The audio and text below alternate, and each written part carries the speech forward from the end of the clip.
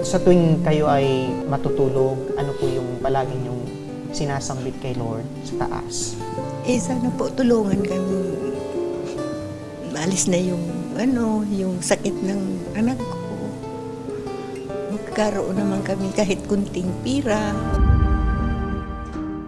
Mga kaaksyon, samantala kasama naman natin ngayon si Nanay Leonila Volante, 76 na taong gulang na si Nanay, pero todo kayod pa rin bilang isang labandera para sa kanyang bunsong anak na lumalaban ngayon sa sakit na stage 5 chronic kidney disease. Kayo po ay 76 years old. Opo. At nagtatrabaho pa kayo bilang labandera.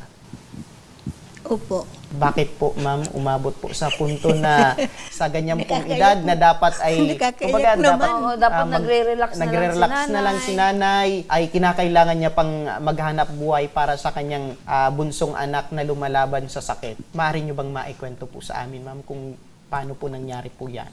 Kasi po, hindi ka po lalaban yan. Yung anak mo, kung mamatay, di mawawalan ako ng anak. Wala na akong kasama. Siya na lang po ang kasama niyo po. Opo, sa bahay. Yung asawa niyo po, nanay? Wala na po. Ilang taon po itong bunsong anak po niyo? 28 po. 28 years old po. Yes po. Siya ay nakapagtapos ng pag-aaral 2 taon lang po. sa college po. Opo. So, paano po ito nagkaroon ng sakit po si... Kung kuwan po, siguro po, nung nag-aral pa siya, nakikita ko kung minsan sa bag, may mga ng mga pagkain bawal. Mga bawal, mga junk foods, Junk food mga po. soft drinks. Oo. Kailan po nag-umpisa na yung umepekto po itong sakit niya, ma'am? Ay, matagal na po yan. Kaya lang, sabi ko, no, ipapatingnan kita sa doktor. Sabi niya, wag na mama, at wala tayong pira. Wala tayong pera. So, kailan nyo na lang po nalaman na meron na pala siyang ganitong sakit na nasa stage 5, tama po ba? Stage 5 chronic kidney disease. So, kailan nyo po ito nalaman na ganito na pala kalala yung sakit niya? Noong pong January 3, pilit pong dinala ko siya dyan sa BR para patingnan ko nga yung paa niya may sugat na. May sugat. So, hindi Tapos, madaling maghilom po itong sugat niya dahil epekto na rin ng kanyang sakit. Opo. Tapos, yun, siyempre, pagdating po dyan sa hospital, kukunan ng dugo, ang ganun, examine, Opo. laboratory. Doon po nakita nila na yung anak ko may sakit na nga sa kidney. Nung nalaman niyo po na meron siyang sakit, doon po kayo nag-umpisa na maglabandera muli? O talagang matagal na po talaga kayo Matagal na po. Nasa magkano naman po yung kita po ninyo? Isang hapon po, mga 150, araw ko 2. Kung minsan, nag-aalagaan ng bata. Araw-araw po yan, ma? Hindi naman po lagi. Yung mga teacher na may mga anak, So, ikaw po yung oo, nagpapaala? iniiwan doon sa amin. So, binabayaran nasa po. magkano naman po yung binabayad? 200 po. 200. So, Opo. ikaw na yung maghapon na po yun na pagbabantay sa anak po nila. Paano nyo po na pagkakasya po itong kinikita nyo po na ngayon po ay meron pong sakit itong anak po ninyo? Dibay-dibay na lang po.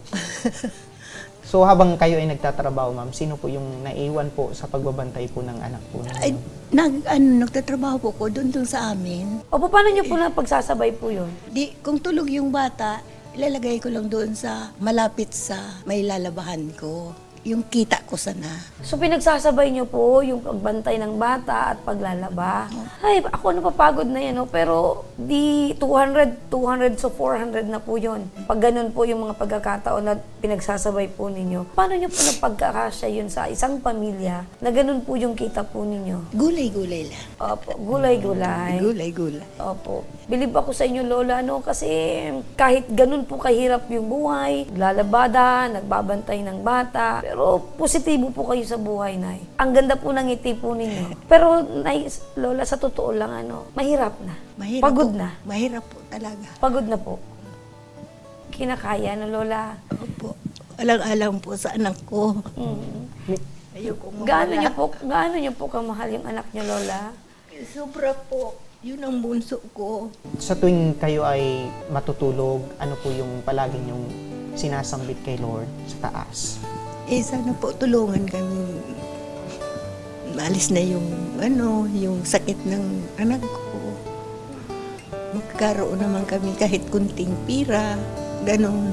At sinabi niyo, nanay, na ito pong anak niyong may sakit ay bunso niyo pong anak.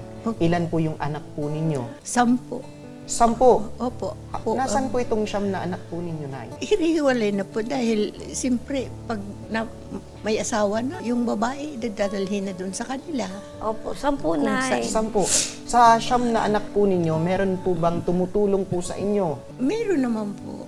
Siyempre kung may mga anak sila naman, may nagsisipag-aral. Pero naaalala din po kayo, nay, paminsan-minsan. Opo. Ano po yung pinakagusto po nyong mahinging tulong po sa amin?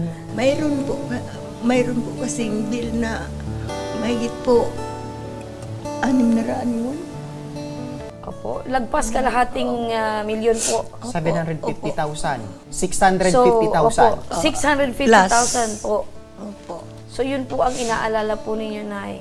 Nung naisip nyo po at nakita po nyo na ganun kalaki po yung hospital bill po ng anak po ninyo, ano po yung naramdaman nyo, nay? Ay, para pong naupos na kandila. Hindi nyo po alam kung saan kayo kukuha. Yun ang nasagi sa isip ko dito. Nung nakita nyo po yung hospital bill, pumasok agad sa inyong isip po, pupunta ako sa Ako Bicol. Opo.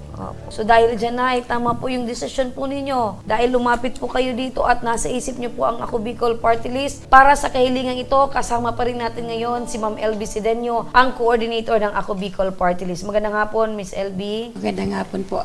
Ayun, so... Hindi ko alam Kahit na si Ma'am LB ay si naging nanay kasi, emosyonal. diba? Nanay din tayo, diba? Yung mahal na mahal niya yung anak. Nakita ko kay nanay kung paano niya tiisin yung hirap. Di ba nanay ka, yung anak mo napakarami, pero still, kahit malalaki na sila, yung anak niya ngayon is... Ang dialysis kasi, Mari, para malaman po natin lahat ng mga nanonood. Ang dialysis patients po, minsan may mga topak na sila. Hindi yung may sumpong, hindi naman nanay topak na nasisiraan, di ba? May sumpong po sila na mainitin ang kanilang ulo. But still, si nanay nandun yung tiyaga, yung pag-aaruga niya sa anak niya na kailangan Yung niyang pasensya. bubuhatin niya yung anak niya, minsan yung anak niya papagalitan siya. Kasi yun yung nararamdaman ng pasyente na minsan, di ba, hindi mo na kayang gawin. Yung aburido na sa ka na sa buhay. buhay. Hindi niya alam na nasasaktan na yung nanay niya, nahihirapan din, pero still yung nanay pa rin talaga, as in ang nanay, hindi natatapos yung pagmamahal sa anak ng binanganak lang natin. Ano, nanay? Opo. Kaya bilib ako kay nanay kahit ganyan na yung edad niya. Sana may nanay din po ako, no?